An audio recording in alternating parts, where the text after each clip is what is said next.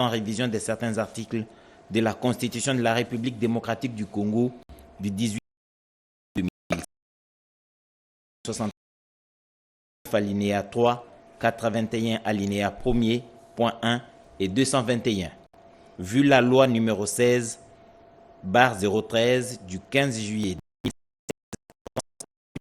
de carrière des services publics de l'État, spécialement en ses articles 4, 5 et 19, vu tel que modifié et complété à ce jour l'ordonnance numéro 78/448 du 16 novembre 1978 portant règlement d'administration relatif au corps des diplomates des Républiques, vu l'ordonnance numéro 24/88 du 11 octobre 2024 portant organisation et fonctionnement du gouvernement, modalités de collaboration entre le président de la République et le gouvernement, ainsi qu'entre les membres du gouvernement, vu l'ordonnance numéro 22/003 du 7 janvier 2022, fixant les attributions des ministères, spécialement en son article 1er B-3, vu l'ordonnance 24/022 du 1er avril 2024 portant nomination d'un Premier ministre, vu l'ordonnance numéro 24/039 du 28 mai 2024 portant nomination des vice-premiers ministres, ministres d'État, ministres délégués et des vice-ministres, vu la nécessité et l'urgence, sur proposition du gouvernement, ordonne. Article 1er.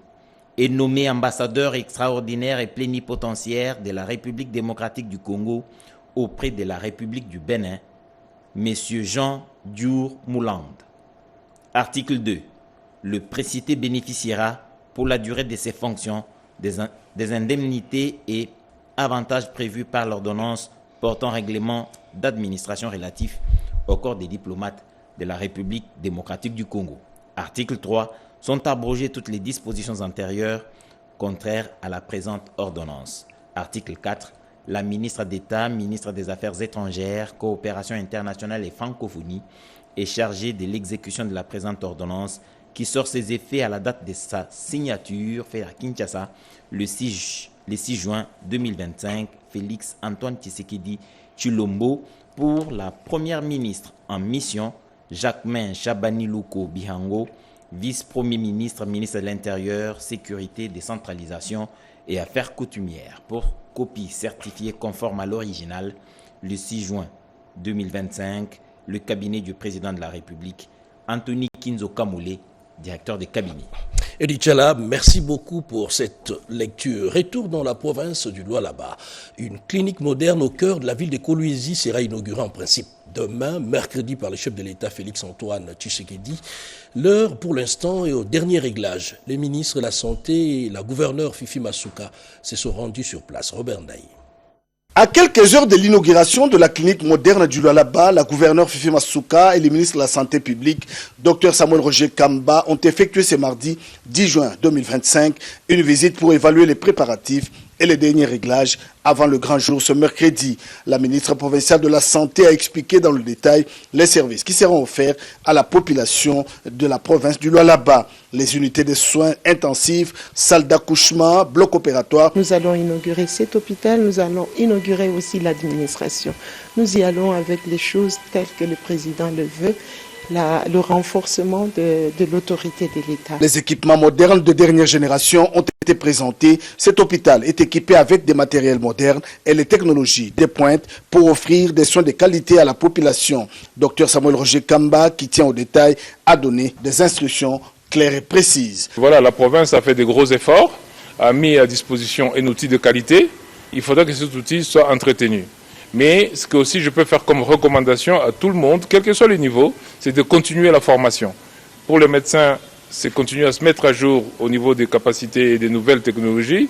L'initiative du ministre de la Santé publique, Dr Samuel Roger Kamba, est remarquable en invitant des médecins de la diaspora pour réaliser des opérations gratuites dans divers hôpitaux du pays. Les patients remercient le ministre de la Santé publique, Dr Samuel Roger Kamba, et la gouverneure Fifi Masuka Saini, qui traduit en acte la vision du président de la République, Félix Antoine Tshisekedi Tshilombo. Les opérations gratuites menées par les médecins de la diaspora sous la supervision du ministre de la Santé publique est un bel exemple inspirant de la solidarité. Les droits des personnes handicapées. Les sujets étaient au cœur de débats à la 18e session de la Convention des Nations Unies sur le droit, justement, de personnes avec handicap. C'était à New York, aux États-Unis, session à laquelle a pris part la ministre déléguée en charge des personnes vivant avec handicap, Irène Sambo. C'est un commentaire signé. La voix de la République démocratique du Congo s'est fait entendre à la tribune des Nations Unies à la faveur de la 18e session des États parties de la Convention relative aux droits des personnes handicapées. La ministre en charge de ces personnes vivant avec handicap, Mme Enesvo, a mis un accent particulier sur la politique nationale mise en place par le chef de l'État, Félix-Antoine Tshisekedi Tshilombo. Le pays a mis en place une administration dans toutes les provinces et a recruté 2000 personnes avec handicap dans la fonction publique. Aujourd'hui, plusieurs personnes avec handicap occupent des postes élevés au sein de la fonction publique. Le pays s'est doté d'une politique nationale de protection et de promotion des droits des personnes avec handicap. La RDC met un accent particulier dans l'application de la résolution 2475 pour lutter contre les personnes devenues handicapées de guerre suite à la guerre qui nous a frappés depuis des décennies. À cet effet, la RDC plaide pour la paix dans le monde et pour plus de financement par les multilatéraux dans le secteur du handicap. Je vous remercie. Après les discussions politiques générales, la conférence est repartie en 3 tables rondes sur les droits des personnes autochtones handicapées, l'apport de l'intelligence artificielle et l'autonomie des personnes handicapées. Les élus du Bongi saluent les avancées enregistrées dans le forme de l'administration publique. Le vice-premier ministre, ministre de la fonction publique, Jean-Pierre Liaou, a présenté les tableaux de ces changements de paradigme dans le secteur. On fait le point avec Nadine Kilocho et Moké Malouma.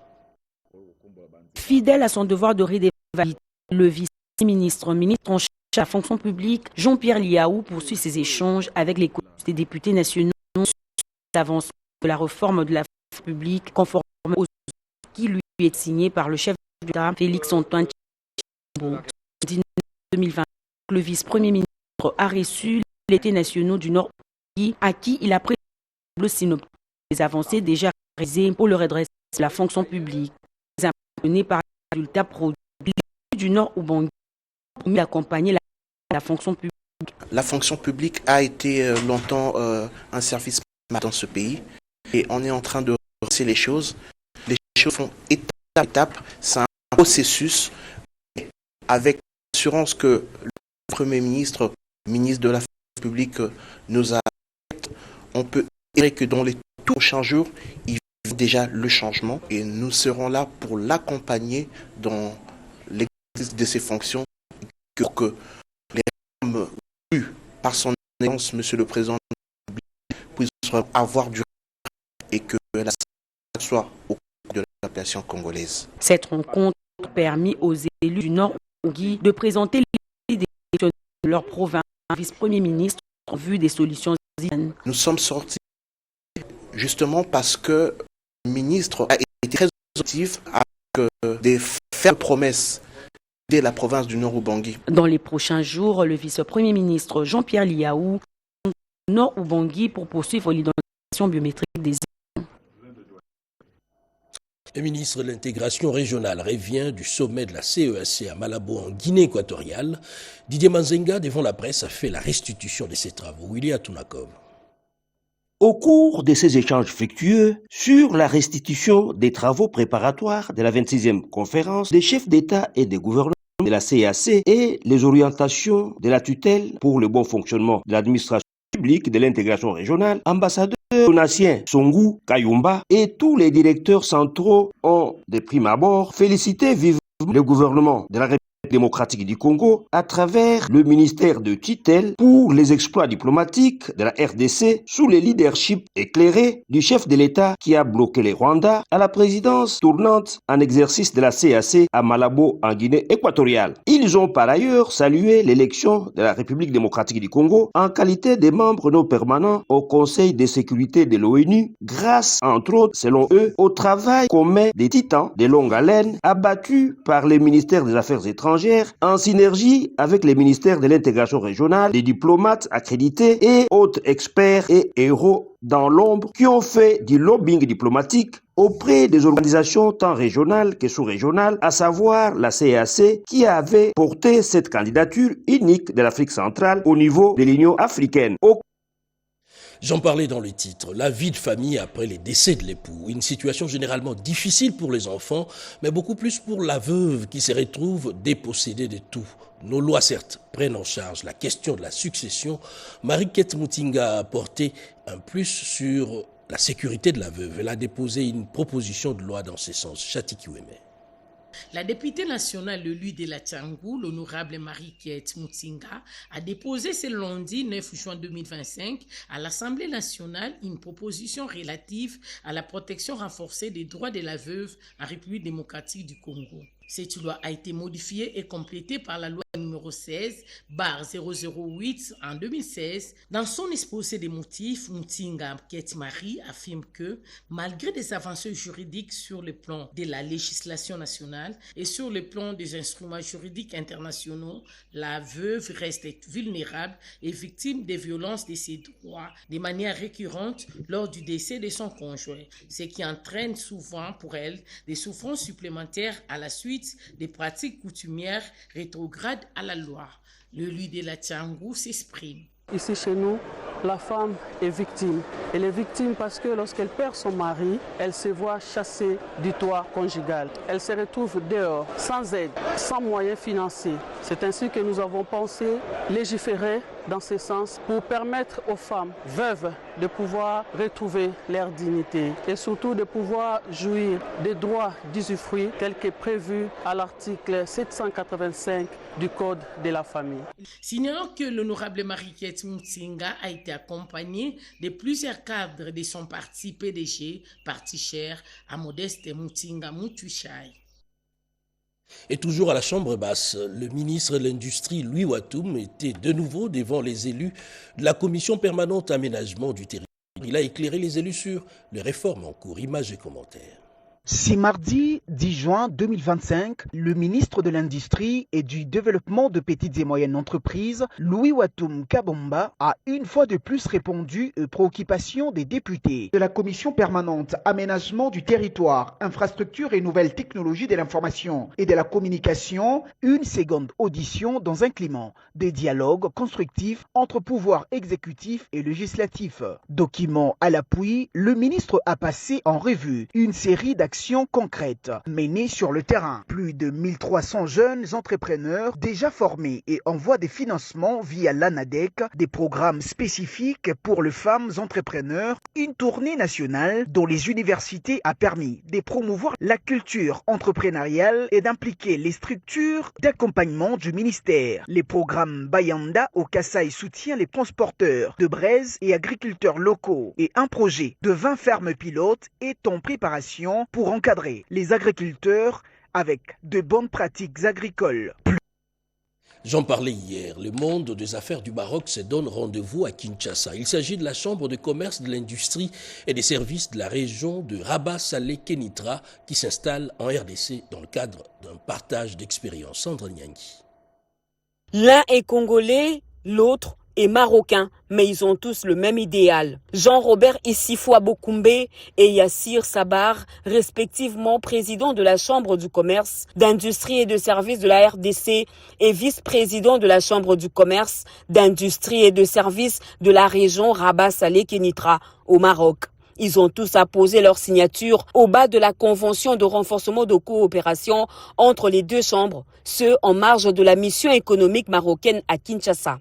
Un forum qui a permis aux hommes d'affaires marocains, membres de cette chambre, de dénicher en RDC les secteurs porteurs de richesse. Pour le président Jean-Robert Issifou Abokoumbe de la CCIS RDC, la présence à Kinshasa de la CCIS Maroc est un rêve qui se réalise car cela va permettre aux commerçants de la RDC d'évoluer à l'international. Le président de la République a plusieurs fois parlé du développement des relations sud-sud. Nous entrons dans cet élan avec le Maroc nous voulons faire des business. Présent à ce forum, Fiston Lukwebo, ministre provincial du partenariat public-privé PME, a adressé le besoin en partenariat de la ville de Kinshasa. La ville de Kinshasa, en tant que miroir du pays, ne peut que s'en réjouir parce que des opportunités pareilles, c'est des opportunités à mordre.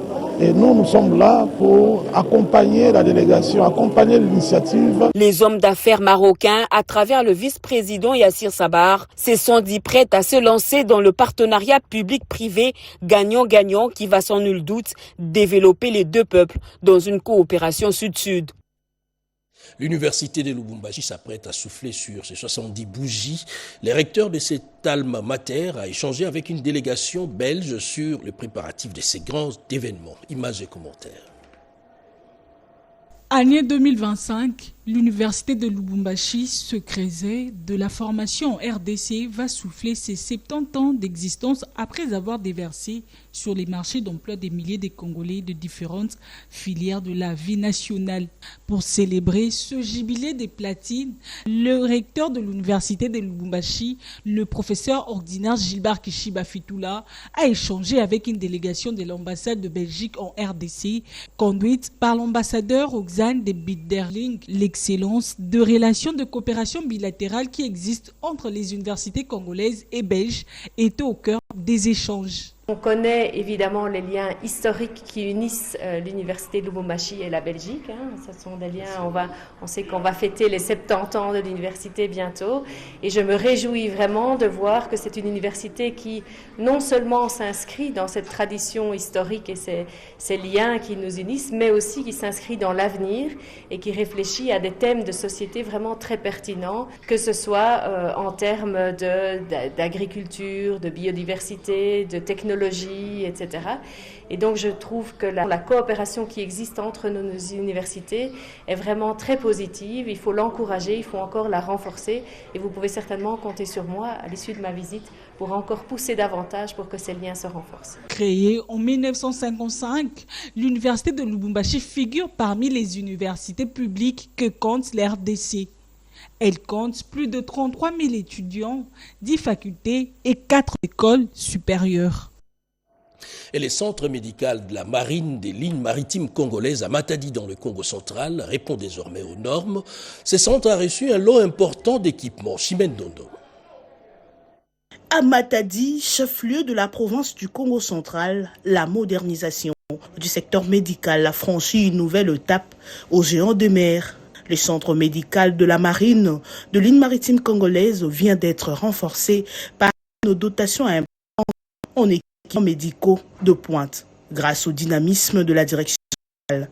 J'ai en juin 2025 un laboratoire de dernière génération accompagné d'un lot conséquent de médicaments et d'un tram médicaux a été officiellement remis à cette structure sanitaire située dans la commune de Matadi, ville basse.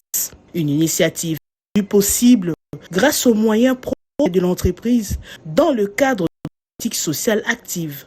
La remise matérielle a été conduite par Motengu, directeur provincial central, directeur de l'armée Claude Moumbia Mwenza, dont la vision managériale accès à la modernisation continue de transformer le structure. Responsabilité. Après la réhabilitation de l'immeuble 40 et la réhabilitation en cours du bâtiment de Ciné Palace, nous sommes aujourd'hui témoins de l'événement à notre centre médical. Au-delà de cette dotation, la direction générale de chapeautée par Jean-Claude Moukenzimbia Mwenza, affirme son engagement à poursuivre les infrastructures, améliorer les conditions de travail du personnel, un service de qualité conformément aux standards actuels. C'est l'invité de ce journal, Mme Juliette Mbambo Mougolé, qui est directrice générale de la CADECO. Et la CADECO, Caisse générale d'épargne du Congo, qui totalise à ce jour 75 ans. Bonsoir, madame. Bonsoir. 75 ans, c'est l'âge mature. La grande question, qu'est-ce qui a été fait? Qu'est-ce qui reste à faire au sein de la Caisse générale d'épargne du Congo? La Caisse épargne du Congo, Rwanda et Burundi. Elle a été à la base de plusieurs actions congolaises. La première que je peux citer ici, c'est que c'est de la CADECO qui ont construit le boulevard 33, Nel Bandemba, le capital social de l'ONATRA qui était vici-Congo est parti des recettes de les avions de Air Congo qui est devenu LAC aujourd'hui sont partis des recettes de la CADECO. Plusieurs autres actions ont été effectuées par le gouvernement de l'époque par les recettes de la CADECO. C'est une vieille banque pour la Exactement. République démocratique du Congo, mais pendant tout le temps, la CADECO n'était plus sur le radar. Exactement, mais nous pensons qu'il y a ceux qui le voient, il y a les clients qui voient. Nous sommes en train de renaître de nos centres. La CADECO est en train de renaître de ses centres et elle est en train de remonter sur le surface par d'abord son informatisation qui est la priorité des priorités. La CADECO est en train de relancer ses réseaux immobiliers, donc la rénovation de tous ces réseaux immobiliers qui est énorme, répandu sur toute l'étendue de la République.